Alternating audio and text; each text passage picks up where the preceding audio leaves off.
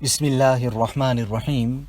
This is the English translation of the Majlis of Hazrat Maulana Qamar Uzzaman Saheb Damat Barakatuhum, which took place on Thursday, the 24th of Zulhijjah 1444, corresponding with the English date 13th of July 2023. Hazrat Wala starts off this Majlis by quoting the ayat of the Quran Majid, Ala inna awliya Allahi la khawfun alayhim wa la hum yahzanun. Hazrat Wala is saying this particular kitab, Al Burhanul Muayyad, the tarjuma of it, Al Bunyanul Mushayyad, was a kitab that was frequently recited and read out by Hazrat Tanvi in his Majlis. Hazrat Maulana Shah Wasiullah Sahib used to also read this kitab. This kitab is a very unique, great kitab. So here, Sayyidina Ahmad Rifai is saying that who are the Ahlul Taqwa? They are those who make amal on that which Allah subhanahu wa ta'ala had taught them. And in actual fact, they are the awliya in reality, and therefore they deserve to be then respected. Now normally we always say, or this is generally known and it is something common, that a person needs knowledge first and then he makes amal. Hazrat Wala is saying here, it is the complete opposite, referring to the ayat of the Quran Majid here, where Allah Ta'ala says, وَاتَّقُوا اللَّهَ وَيُعَلِّمُكُمُ اللَّهُ. Fear Allah and Allah will teach you. So here first you have to do the amal, the deed. Then Allah will give you ilm and knowledge. And what is that amal? That amal is to fear Allah. When you fear Allah, Allah subhanahu wa ta'ala will give you ilm. So, the ta'alluq of ilm has got to do much with the batini amal, which is that of taqwa. So, in the dunya, there is afat, calamity, bala, people are drowning, floods, etc. Because of the need, I listen also what is happening, what has happened, what is the condition, etc. Hazrat Maulana Shah Wasiullah Sahib also used to listen. And what was all this about? So that darmandi, that grief and sorrow and the pain which people are going through, that also could come and penetrate and come into our hearts. So this on its own is also an amal. In fact, when the floods came at that time, Hazrat Maulana Shah Wasiullah Sahib came out of the khanqa and then he addressed us and he said, what did he say? If you people come right, then the conditions would then come right. Agar chand aadmi, tum log theek ho jaye, to sab theek ho jaye. Everything else would then fall into place and get correct. You know, people used to say, we never saw an alim like this. So somebody remarked then that aise alim ko bhi dekh lo. You say you never saw an alim like this, referring to Hazrat Maulana Shah Wasiullah Sahib. Then listen, then have a look at an alim like this. You haven't seen one like this before. You haven't heard of one. You haven't spent time with one like this here. Then see him, look at him, he's here. Rasulullah sallallahu alayhi wasallam has mentioned in the hadith, Man amila bima lam ya'lam, وَرَّثَهُ اللَّهُ عِلْمَ مَا لَمْ يَعْلَمْ. The person who practices on that which he knows, the ilm that he has, he makes amal on it, then Allah Ta'ala will bestow him with such knowledge which he knew not of before. Rasulullah sallallahu alayhi wasallam has mentioned that al-ulama warathatul anbiya, that the true inheritors of the anbiya alayhi salatu wasalam are the ulama. They are the leaders of the people. They are the most noble of the creation.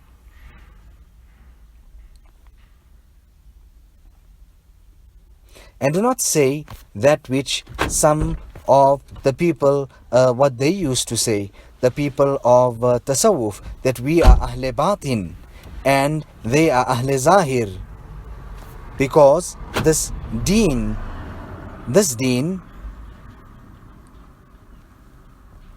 is al-jami', something which combines both the batin and the zahir. Now, there Hazrat Wala on that note and point is speaking about the three great giants and saints of Tanabawan, Hazrat Haji Imdadullah, Hafiz Zamin Zamin Sahab, and Maulana Mohammad. Now, they, Hazrat Haji Sahab, when Hazrat Gangohi took bath at his hands, what did he say? That, before I used to ask my masail to Hazrat Mauli Sher Mohammad, but Rashid Ahmad, since you have come along, I will now ask you. Now this is how it was, and that what the actual reality was, that knowledge that he had, he made amal on it, and whatever he didn't know, so much so, he was the Pir, he was the Sheikh, but he's asking his murid regarding that which he did not know.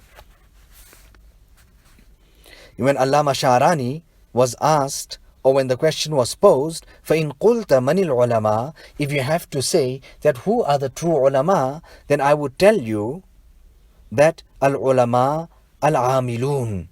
The true and the genuine ulama are those who are the practicing ones.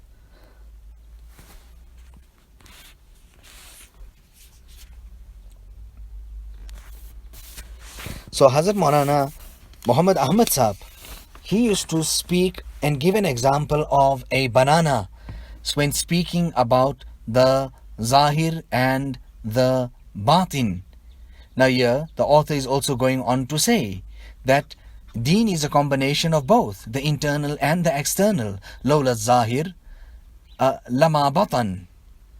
Lawla zahir, lama kana, walama sahha al-qalb, la yaqumu bi... وَلَمَا صَحَّ الْقَلْبُ لَا يَقُومُ بِلَا جَسَدٍ. So that if there's no external, there would be no internal. And if there's no external also, then it would not be correct, because the heart cannot establish itself without the body. In fact, if there's no body, there would be no heart. And the heart is Nurul Jasad, the Nur of the body.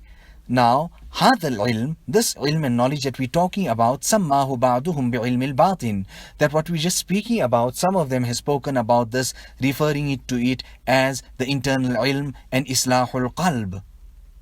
So, the first point to start off with, فالأول العمل بالأركان, that you do the external a'mal with your limbs, and the other one is tasdeeq bil janan, that verification and the other sifat, the qualities with the heart.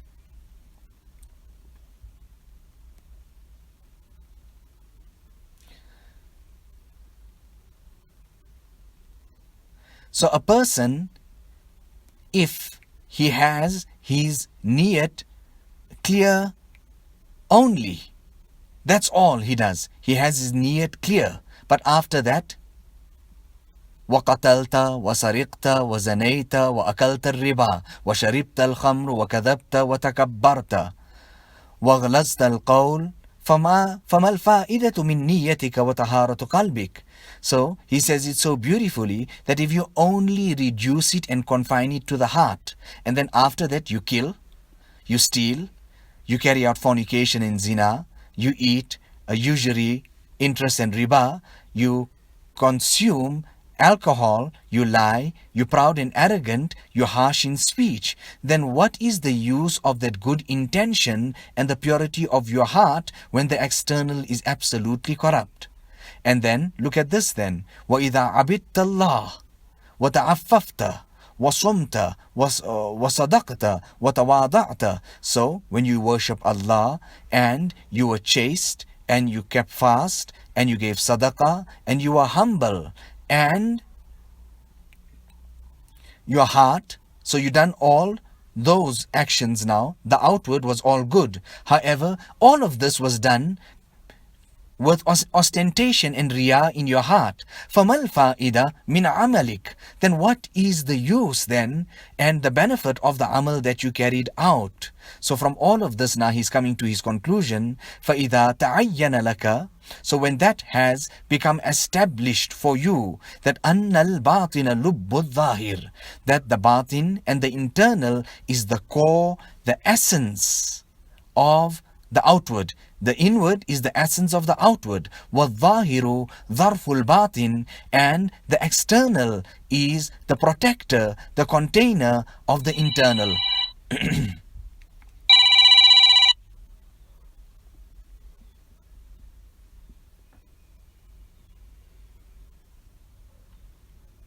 وَلَا فَرْقَ بَيْنَهُمَا, there should be no differentiation between the two. You can't separate the two, and one cannot be independent of the other.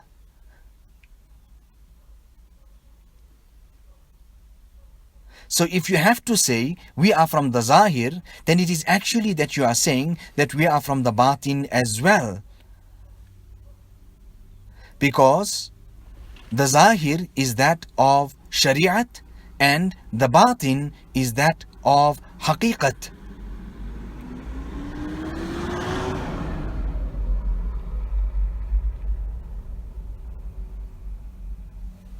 So I was saying that point that Hazrat Maulana Muhammad Ahmad Saheb used to give an example of the banana. Look at the banana, this beautiful fruit. It has over it its peel, the essence, and the fruit is inside and the outside is the peel. But the minute you remove the peel, what happens? You'll already see ants or maybe a fly coming to sit on it, and after a while it will start losing its color and start going brown. So what is it? Isn't it a combination of both? The banana, the essence is inside the peel, but the peel itself is as important as the essence because it is the protector and it is looking after what is inside. Now these were the examples that Hazrat Maulana Shah Muhammad Ahmad Saheb used to give. He never had those kitabs in front of him, but he used to speak about these realities. You know, on the day of Qiyamah, Allama Sharani speaks about this, when Allah subhanahu wa ta'ala will summon the person and he would come and stand in front of Allah, and at that time the portions of wudu, they would gleam so much with the nur of wudu that even the heart, which is the place of nur, would then become ashamed. And at that time there, the Zahir will start boasting. Imam Abu Hanifa rahimahullah, for that reason also, when he used to make wudu, he would exaggerate and go over and above beyond that which actually needed to be then washed. You know, I tell you about Hazrat Maulana Shah Wasiullah Saheb, the amount of ihtimam and consideration that he had for salat, that much or maybe even more, that amount of consideration, and that's how particular and meticulous he was about his wudu as well. Hazrat Sayyidina Zainul Abidin used to say, when he used to stand up heading for the water or the bench to sit down to make wudu, he would go pale in the face, and people would ask him, Hazrat, what's happening? And he would then go to say, do you not know in front of whom I am preparing to actually go and stand and speak and converse with? So, how much of hifazat we have to make of the heart? You know, when Hazrat Maulana Siddiq Bandwi came and he asked Hazrat Maulana Shah Wasiullah Saheb for nasihat, Hazrat Maulana Shah Wasiullah Saheb gave him talqeen and gentle instruction to make this particular dua. What was that dua? Allahumma tahhir qalbi an ghayrik. Oh Allah, purify my heart from all other than you. Wanawwir qalbi binuri ma'rifatik, and enlighten and put the nur in my heart, the nur of your recognition. You know, there was a Buzurg sitting in the haram, and that day there, for some reason he enjoyed, and he seen so much more nur descending on the Kaaba, and after a little while he sees another Buzruk then entering. And then what was it all about? What did he say? Oh, okay, now it makes sense. Now I understand why there's so much more Noor on the Kaaba today, because you have entered the Haram. It is the Noor of your heart. And the essence is the Noor of the heart. The Noor of the heart even supersedes the Noor that is on the Kaaba. It is for that reason that Rasulullah sallallahu alaihi wasallam addressed the Kaaba saying to it that you are great, you are so lofty, you are like this and you are like that. But the heart of the believer is more superior in the court of Allah subhanahu wa ta'ala than you. We make dua to Allah, فَقَلْبِ سَلِيمٍ. Allahumma inni as'aluka qalban salima. Oh Allah, we ask you for a sound heart.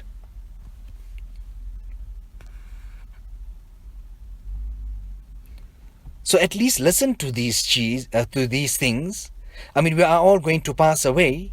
So at least let us listen to these things, to these important articles and discussions. You know, here we're talking about these floods and that. So this is Takwini Umur. You can do what you want. Can you stop the flood? No. Can you stop that earthquake?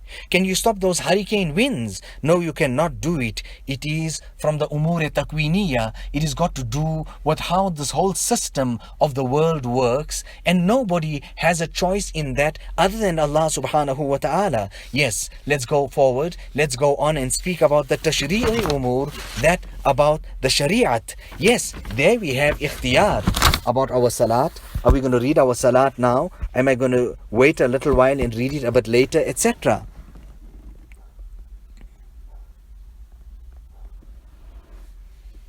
You know that example Hazrat Wala always quotes. He's speaking about this great Sufi and wali of Allah subhanahu wa ta'ala, that he is in his own spiritual state, in his alam there, where he's holding the throne of Allah subhanahu wa ta'ala, and then he asks an Arif that, listen, I'm in that alam and I'm in that spiritual state. Tell me, at that time, if the adhan goes on, what do I do?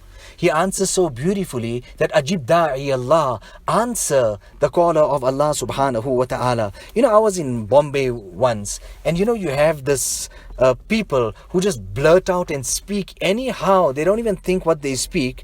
My Saeed and Aziz just completed with the alimiyat, and then he said, so what are these two going to do now? They're going to become muazzins. You know, in such a sarcastic manner. Hazrat Wala said that at that time I took him to task and I said that, look after your iman. Just think at what are you saying? Have you not thought? Are you disgracing the level of a muazzin? Don't you know that the muazzin has the highest status on the day of Qiyamah? They will have long necks. There will be people of honor. They will be outstanding. People will be able to see them. Their status will be high. You thinking, and do you think, and today also, if somebody has to increase, Hazrat Maulana in the sense there gives an example or an amount maybe of 10,000 rupees back in the day, I mean today much more, if we put a high price to the compensation for the duty that the muazzin carries out, won't you see a line of people, maybe you, the same person that made the comment, maybe you would be standing the first in the line to take that particular post up. But today, because the muazzin maybe is paid like that, and because he's gharib and he's poor, you are understanding him to be insignificant. Were the Sahaba not poor?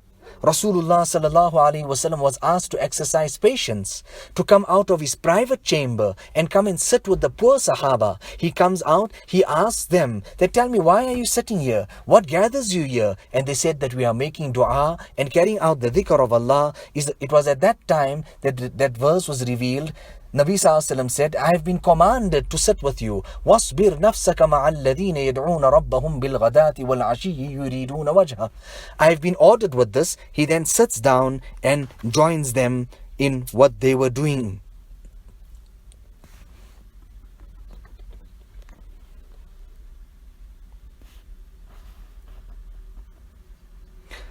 Hazrat Wala thereafter makes his dua, رَبَّنَا لَا تُزِغْ قُلُوبَنَا بَعْدَ إِذْ هَدَيْتَنَا وَهَبْ لَنَا مِن لَّدُنكَ رَحْمَةً إِنَّكَ أَنتَ الْوَهَّابُ اللهم اغفر لأمة محمد صلى الله عليه وسلم اللهم ارحم أمة محمد صلى الله عليه وسلم اللهم فرج عن أمة محمد صلى الله عليه وسلم اللهم أصلح لأمة محمد صلى الله عليه وسلم اللهم تجاوز عن أمة محمد صلى الله عليه وسلم ربنا تقبل منا إنك أنت السميع العليم وتب علينا إنك أنت التواب الرحيم بحرمة سيد النبي الكريم صلى الله عليه وسلم.